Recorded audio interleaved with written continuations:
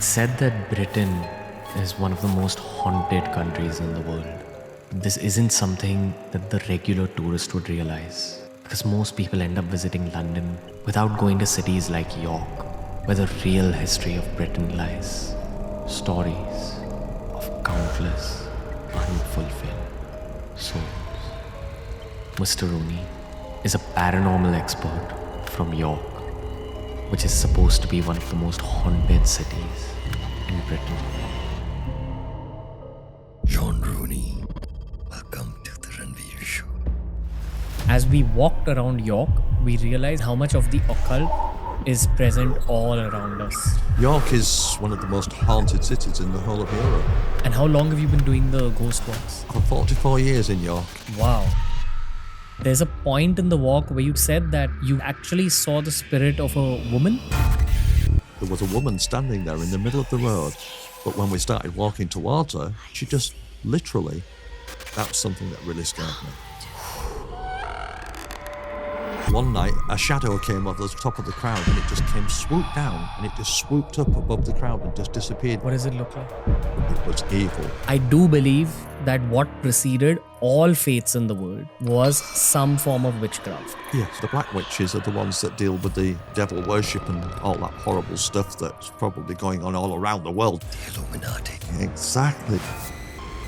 Do you think there's people like that today? I've come across about 20 of them. About 20 of them.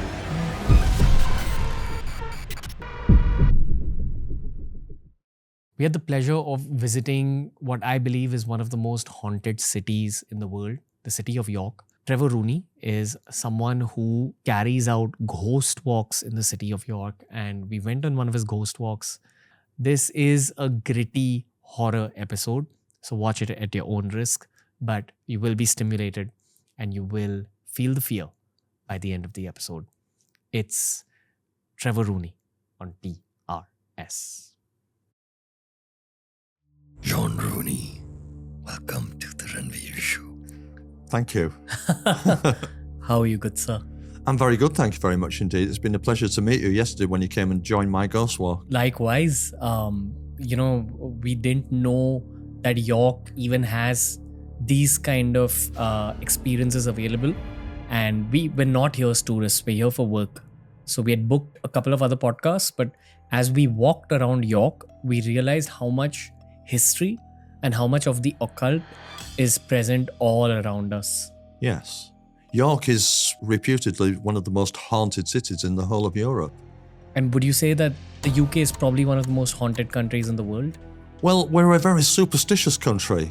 We've got fairy tales, goblins, elves, and all sorts of myths and legends, just as there are in the world, of course. But England is very haunted. England is very haunted. Yes. Okay. I have a lot of questions for you. But let's begin with what the ghost walk feels like. I'll kind of describe it a little bit. You begin with a bit of a history on York as a city. Yes. How old is this city? The city goes back centuries and centuries. If you talk about the period of Neolithic man, the river level they've found things at the river level that dates back to the prehistoric period. So we go through the history all the way through. And of course, we've got through all the different centuries since the 12th, 13th, 14th, 11th century, the Normans, the Vikings, we've got the Romans in York. It's big. The history of York is never ending. You're a historian as well.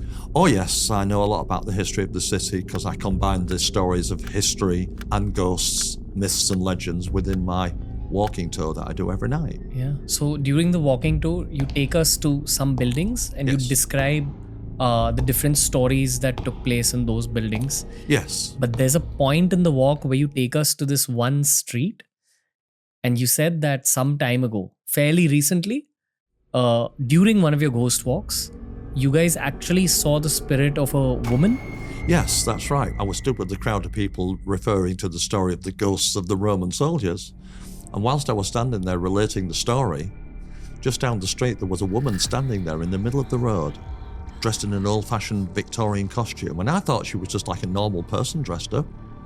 But when we started walking towards her, she kind of stepped out of our way and she stepped onto the pathway and she just literally disappeared into the wall in front of all of us, and it literally freaked the crowd out, because it was the first time for a long time that a whole crowd, including myself, actually saw a ghost altogether. And that was about 40 people. When was this? That was about 3.5 weeks ago. 3.5 weeks ago. 3.5 weeks ago.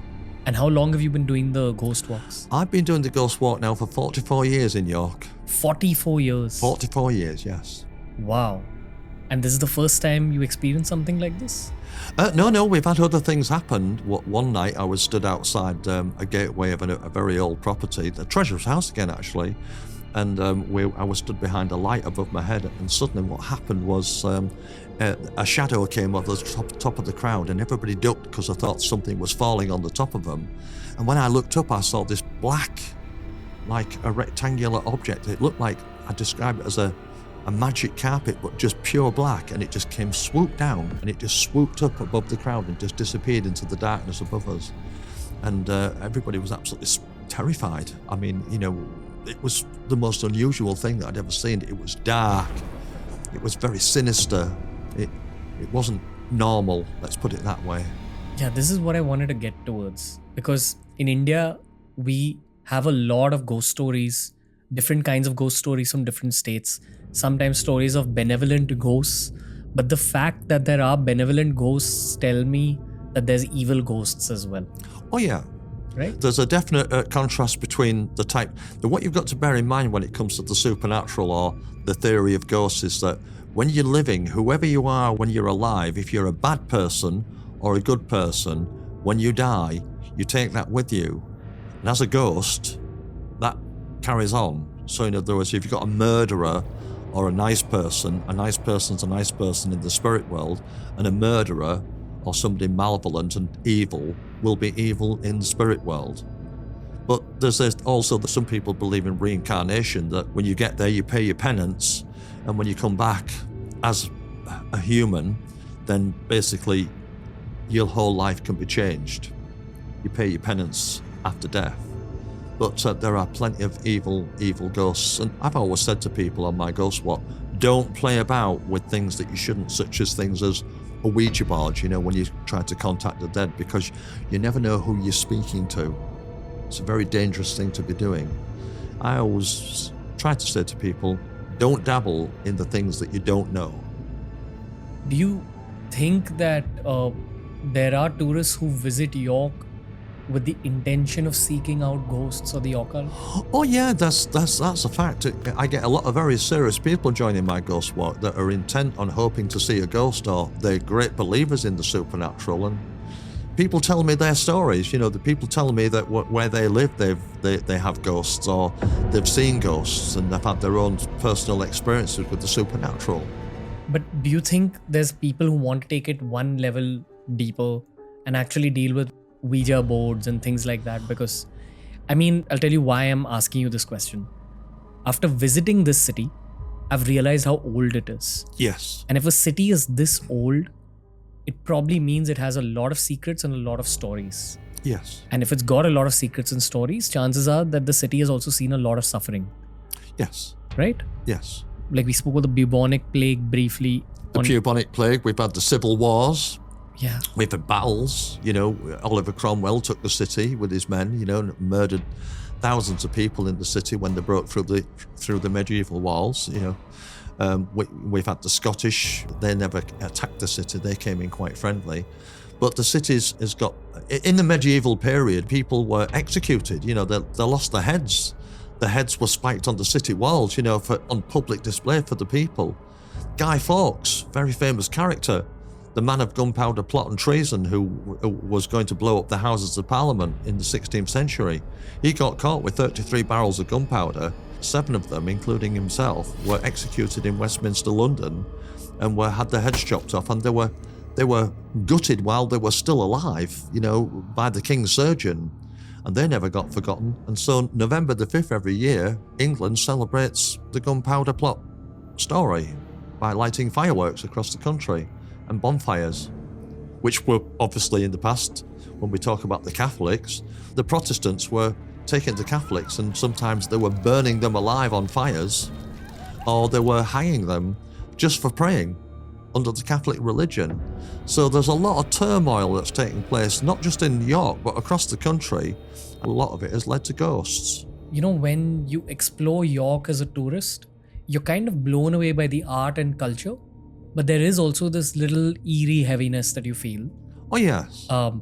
I personally, as a tourist, I seek out these kind of experiences because it kind of twists your perspective on what travel can be in a nice way. Yes. I do believe that what preceded all faiths in the world was some form of witchcraft. I think that goes way back. That probably goes to the time of ancient man. I think ancient man figured out how to bend reality a little bit, and that's been passed down generations. At this point in human history, we don't know everything about it. But there's voodoo in Africa, there's tantra in India, there's witchcraft in Europe.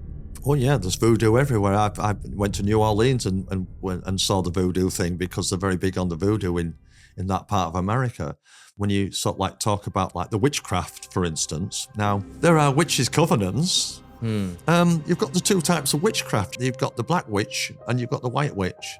The black witches are the ones that deal with the devil worship and all that horrible stuff that's probably going on all around the world, let alone England. The Illuminati. The Illuminati, exactly. now you're hitting the nail on the head. And the white witches that are just quite normal people that just do a bit of fortune telling and they do herbal stuff and they just keep their own beliefs to themselves. But there are witches' covenants in England hidden away. Oh yeah, definitely. Oh yes, I've come across one of them. In York? Not in York, just out of York, on the Wolds. About 20 of them. About 20 of them. Like you met a group. All women. Women, I've read a book on witchcraft. They say that men can practice witchcraft, but it comes more easily to women. It comes more easily to women, but men are involved. You know, the supposition of their nightly sessions sometimes it rings true. They do light fires in the middle of a forest and run around the fire completely naked. Really? Oh yeah. You've seen this happen? I've seen that once, yeah. Okay. Could you take us through what you saw? I knew the people that were doing this. I'm not going to say who they are for That's obvious all right. reasons, but I knew the people that were doing that kind of thing. It was many, many years ago now. I was much younger. And they asked me if I wanted to come along and see what it was like. And they had like all these rituals and things. They weren't doing anything like stuff like that, like you see in the movies. But they were running around the fire with no clothes on, dancing and with all the, with all the stuff in the hair and stuff, and singing the songs and things, and drinking and eating, and doing their chanting. Yeah. There was some ritualistic stuff though. Yeah. Have you come across anything demonic? Not really, no. I've heard stories of demonism and things, but I've not really come across anything demonic, no. There are pagan societies in York that do pagan. There are pagan groups that meet up quite frequently. When you say pagan, what do you mean? It's the pagan religion. It's like kind of like it's the pagan beliefs from the days gone by. It's a bit like witchcraft, but it isn't. But there are pagan groups in York that meet up periodically once a month. They used to meet in a pub called the Black Swan many, many years ago, but they don't do it now. I don't know where they meet now. But there are pagan groups. And they have their own set of gods that they pray to? Yes. Yes. Different deities? Yes. They do things like in their own homes. They cleanse their own houses by shaking a tambourine and burning incense or burning herbs, and walk around the house to clean the house of bad things, They're not bad people. They're good people, the pagans, actually. But why do they get drawn to paganism in the first place? Because they don't want to believe in the religions that the indoctrinated religions of Christianity and Catholic or whatever it is. It's a separate belief. I think it's a very kind, friendly belief. It's not harmful in any way whatsoever. Gotcha. But there is some magic involved. There is some magic involved. Of course, yes. Okay. Some kind of spells, some kind spells. of manifestation. Oh yeah, the burning of herbs and spices and all kinds of things is part of the magic. It's a tradition that's been passed on through the generations. Gotcha. There are books on it. Gotcha. I'm having a lot of fun in this conversation. Yeah. Good. Love getting perspective like this. Yes. And in India, we live for these kind of conversations about, more ethereal things. I mean, I can tell you a little story about something that happened to me once. Many, many years ago, I was going out with a girl that lived in the country. She was a lovely lass. We got married in the end, but we're no longer married now. It's been a long time since we've been married. And I used to have to walk down a long, dark lane from the village where she lived to catch a bus on the main road. I used to do it every night, in the pitch black, through a forest, on a little country lane. And I was walking down the forest one night, and I turned a corner. I was about a mile from the main road where the bus was going to come. And I heard the branches crackle in the trees at the side of me. And I stopped dead in my tracks. And then I kind of thought to myself, I think I'll run back to the village. But I decided to head for the bus. So I started speeding up. And as I started to speed up, whatever was in the trees sped up with me. Then I started running. And whatever it was that was chasing me through the forest, it ran at the same speed as me through all the twigs and all the bushes and all the trees. There's no way it could have seen where it was going in the darkness. And when I came out the other end, towards the other end, there was an open field. And the trees stopped, and whatever was in those trees in that forest did not come out into the open field. And I ran. And I believe you me, when I stood waiting for the bus to come, I spent about the best part of 15 minutes of my time looking over my shoulders. Because whatever chased me down that road, it was evil. It was sinister. It was something in the forest, a dark thing. Consequently, about 2 weeks later, I spoke to the gamekeeper. I bumped into the gamekeeper who looked after the forest. I said, do you ever walk about in the forest on your own? He says, no, never. I says, why is that? He says, because there's things in there that you don't want to think about. And it freaked me out. Do you know what I did the following day? I bought a scooter. I never walked down that lane ever again on my own. Whatever I witnessed and felt that night was malevolent. It was evil. And I've never come across anything like that in the city of York. Not that I'm saying there could be not bad presences in the city, but that was something that really scared me. In my life, something supernatural. I think someone like you who's dealing with the occult on a daily basis, if you think something is malevolent, it probably is. Yes. Right? Yes. This is what I asked you yesterday as well, that I'm sure you have stories that you haven't spoken about on the walk. Yes. Right? I do, yeah. I've got lots of stories. I've written a book. I've written a supernatural story called The Magic Jack in the Ring, which is an audio book which takes 5 hours and 20 minutes to listen to, combined with music and my own voice. And it's a book. It's a story I wrote. It's a supernatural gothic thriller that it's based on a true account, but it's like a love story. And that was something supernatural that happened in life, which would take a long time to explain here on your podcast. No, that's all right. But the thing is about it is that when it comes to ghosts and stories and the supernatural, a story can be really short. And there are other times when a story can be very long and take a long time to tell. If you live in a haunted house, and I live in one. I live in the countryside in the middle of nowhere. And we live in a little old house that's about 160 years old. And constantly, me and my girlfriend, we hear footsteps walking about the house and things get moved about when we're sleeping. We sometimes come down the stairs and find that objects have been shifted from one place to the other. We've got a poltergeist in there that can shift objects. And I've seen it. Just glimpses of it in my own home. What does it look like? It's a dark shadow. And in York, sometimes I'm walking on my own. When I finish the ghost walk, taking a shortcut from somewhere, I sometimes see dark shadows flitting about the place. And when I do see them, I just wish I'd had a group of people with me to witness it with me. There are so many people in York that see ghosts. That York is amazingly haunted. It's like I said, it's one of the most haunted cities in the whole of Europe. I think we're both human beings that live in different geographies, but that have the same kind of fascination for the occult. But I do believe that when you speak about these things, you attract these things into your life. That is certain. You definitely attract the supernatural into your life when you talk about it a lot.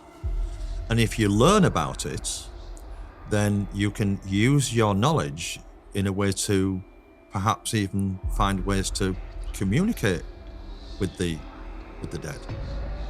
In the nicest possible way, however, to learn about them, to understand what they're all about. The spirits of the dead, They are no different from the spirit of within the living. Have you tried to communicate with them? In small terms, yes.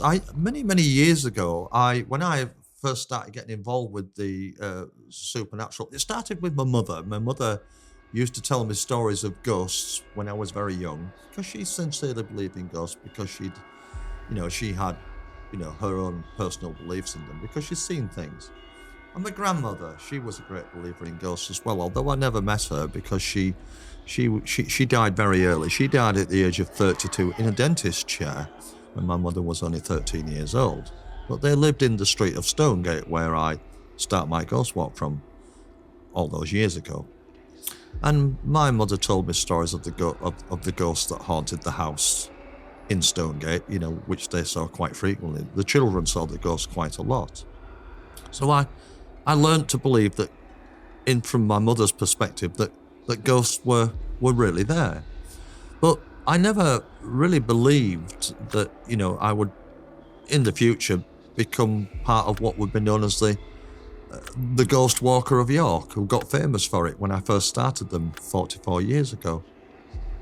But as time went on, as I started to look into the stories of ghosts, I started getting involved with other people that were interested in the subject. And there was a gentleman called John Mitchell who wrote a book called Ghosts of an Ancient City, who was a historian at St. Peter's School in Clifton, who in fact taught school there where Guy Fawkes was educated, the man that I mentioned earlier, with the gunpowder plot and treason.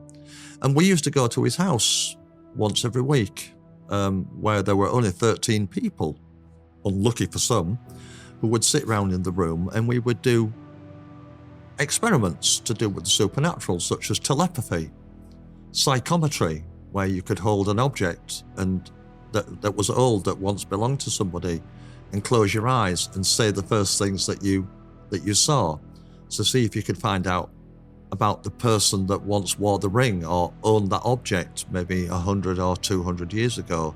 And often we were very right. So you think anyone can do this at home?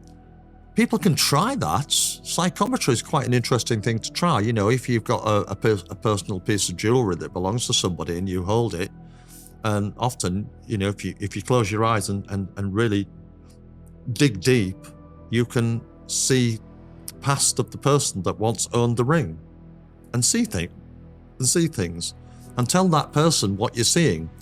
And if you're right, they will tell you. So we did experiments with telepathy, psychometry.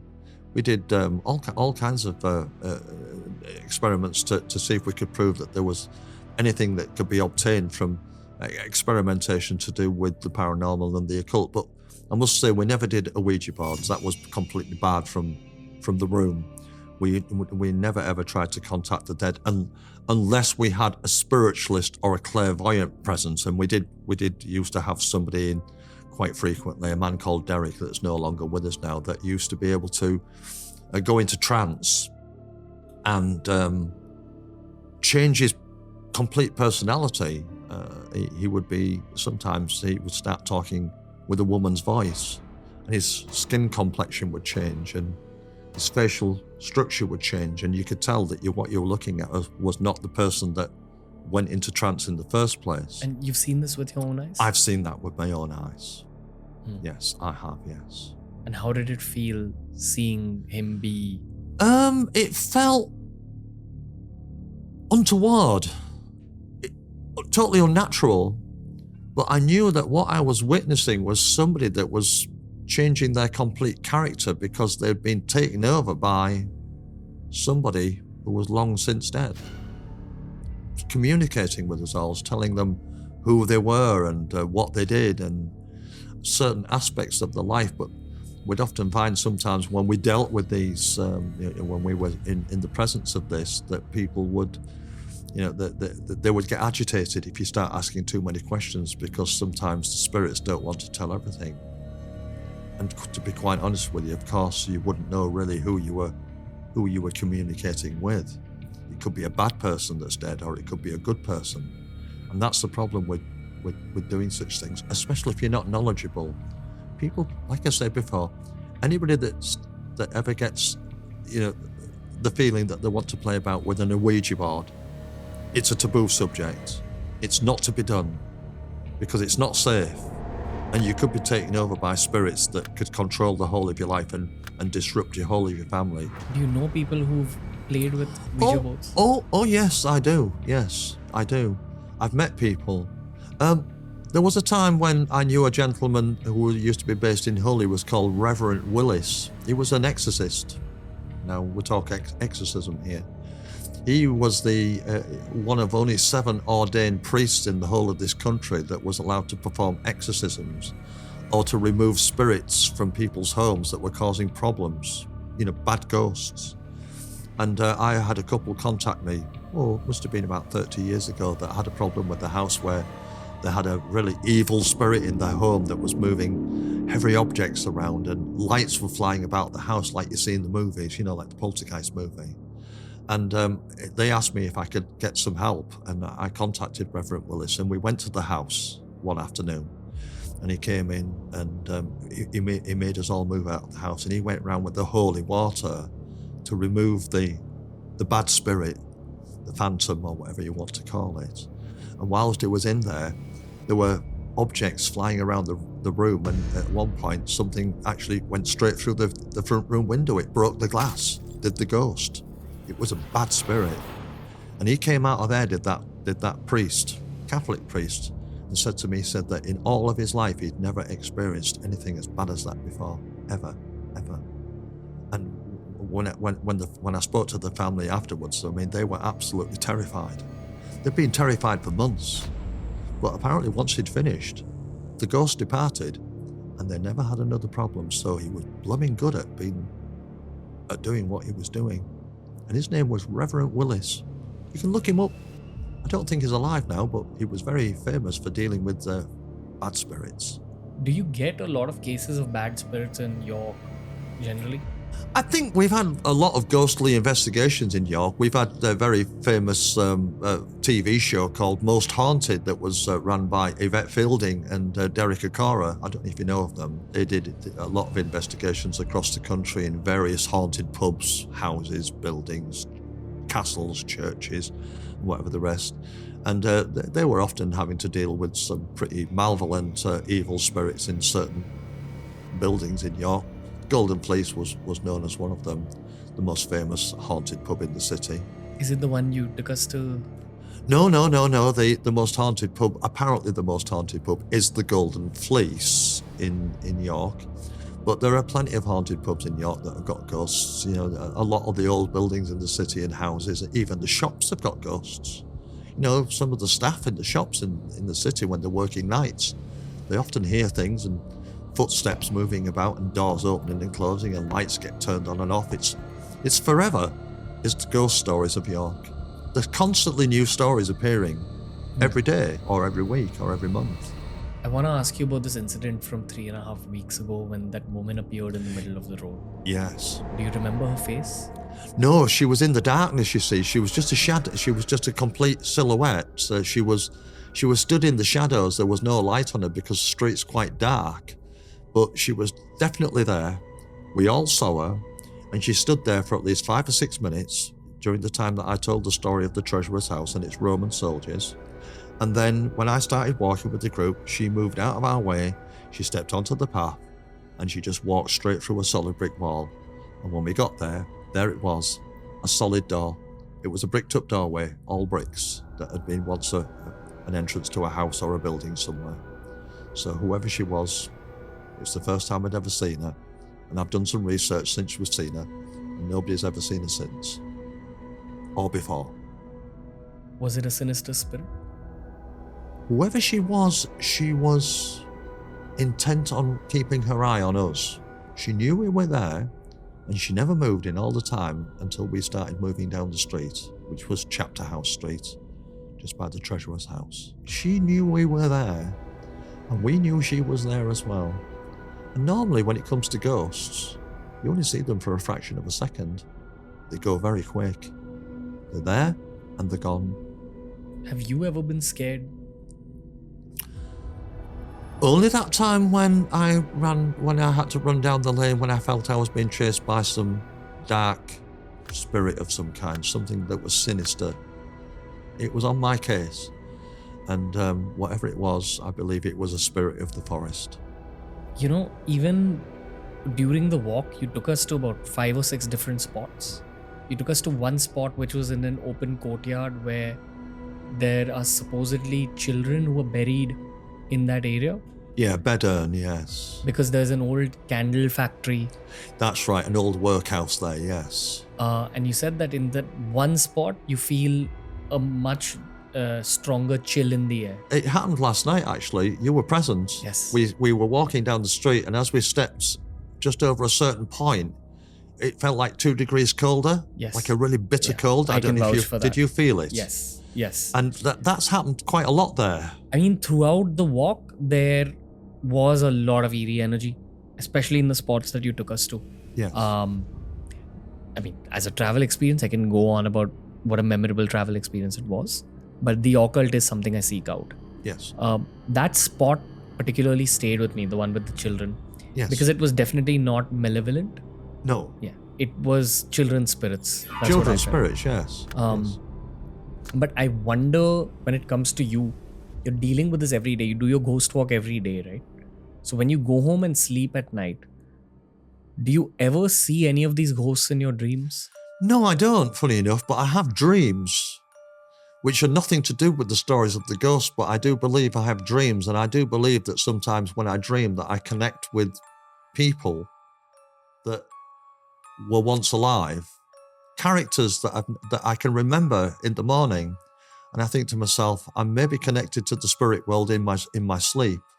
That I see things and voices, and sometimes take little tiny snips of stories. Sometimes I think I see little bits of York that are to do with maybe some of the stories, maybe because the stories are so implanted in my mind because I tell them 7 days a week, of course, that sometimes my brain is fishing for more information from the spirit world, you know, which sometimes I might happen to speak out about when I'm in front of a group of people, because I'm not like a tape recorder when I do my ghost story. I do my stories in a natural kind of way, and the stories come from the heart as much as the stories of the history of the city come from my heart as well, and my personal knowledge of the things that have happened, which interconnect to the supernatural world. There have been times when I've walked into certain places, such as Bedern, where one night about 4 years ago, I felt a little leg put its foot out in front of me, as if trying to trip me over, like a child, like a mischievous spirit. And there have been rumours that people have feeling that they've had a leg step in front of somebody tried to trip them over in that place, Bedern.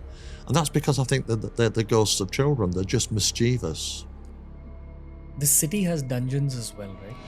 Yes, there are dungeons around and about the city. There are tunnels underneath the city that belong to the Roman period. There are old sewers that run all through the city, which can be accessed by the Archaeological Trust. I've been down a small part of them.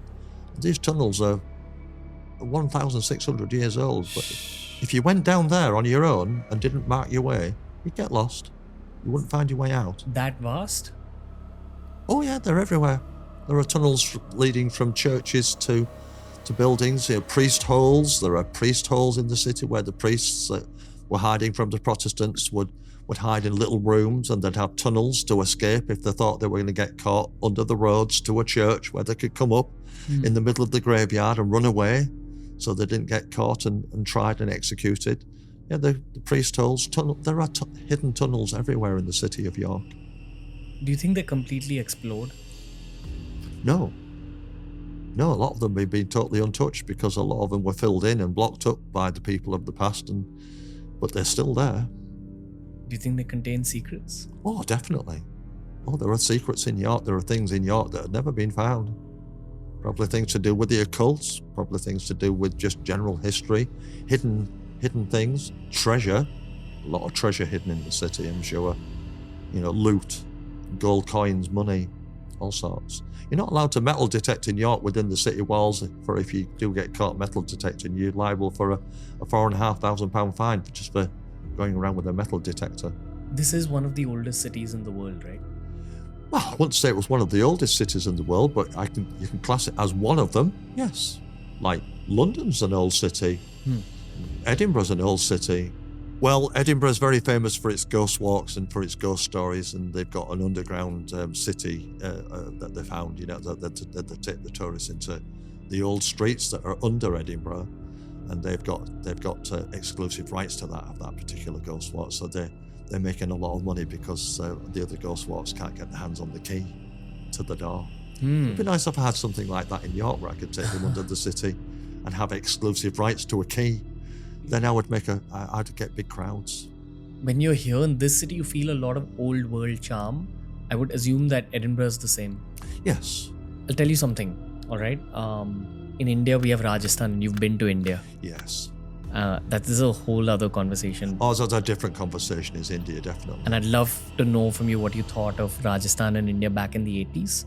But I've traveled in Rajasthan a fair amount. I've traveled in India a lot. What I feel about Rajasthan is that it's definitely one of the most haunted states in India. And I say this with respect. I think it's probably one of the most culturally rich states as well.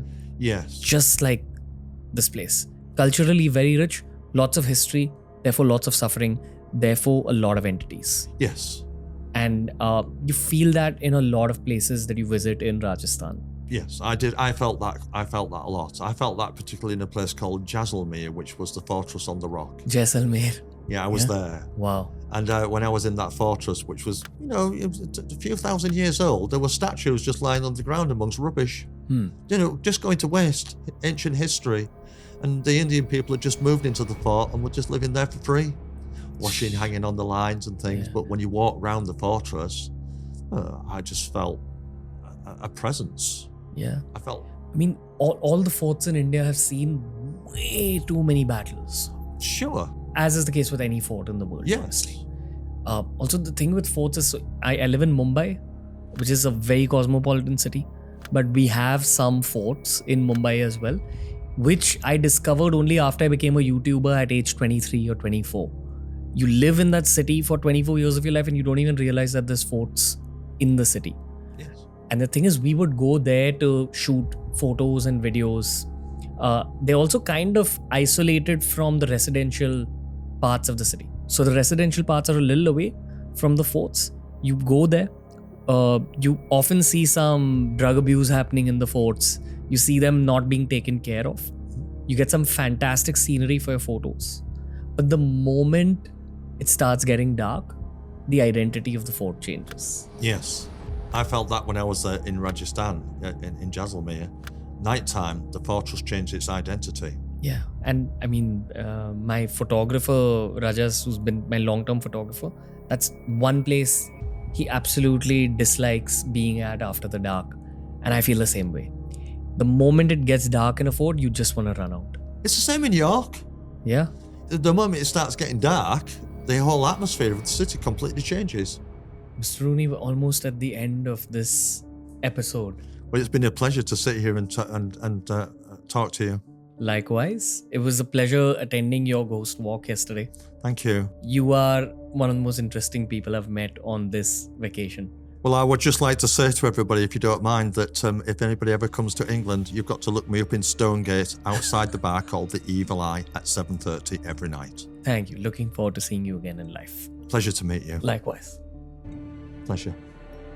That was the episode for today, ladies and gentlemen. When it comes to the global expansion of this podcast, the intention is to bring forth occult elements from every corner of the world. Send in your guest recommendations, send in your topic recommendations. We're on the lookout for guests who can speak about topics related to ghosts, about demonology, about the occult in general. Look out, watch out for some of the episodes that are coming your way. We're doing a USA tour pretty soon. Would love to get some guest recommendations when it comes to the American side of the occult as well. But we'll also be back in Britain very soon. So looking forward to your guest recommendations if you're a British viewer of the Ranveer Show. Thank you for listening in.